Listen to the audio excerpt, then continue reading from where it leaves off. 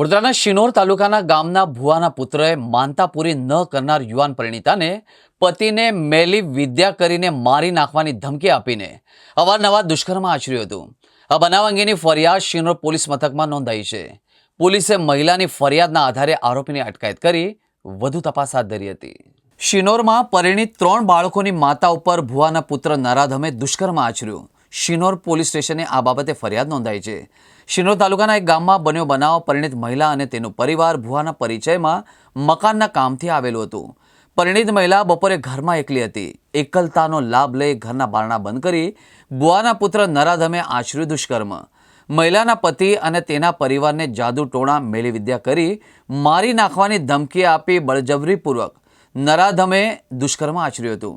નરાધમે પીડિત મહિલાને ધમકાવીને કહ્યું હતું કે કોઈને આ દુષ્કર્મની વાત કરીશ તો તારા પતિને જાનથી મારી નાખીશ એવી ધમકી આપી હતી। પરિણીત મહિલાએ ધમકાવી સમાજમાં બદનામ કરવાની ધમકી આપી હતી। નરાધમે અવારનવાર પરિણીત મહિલા સાથે દુષ્કર્મ આચર્યું હતું। પીડિતાની દુષ્કર્મની ફરિયાદના આધારે શિનોર પોલીસે ગણતરીના જ કલાકોમાં નરાધમને પકડીને જેલના સળિયા પાછળ ધકેલી દીધો હતો।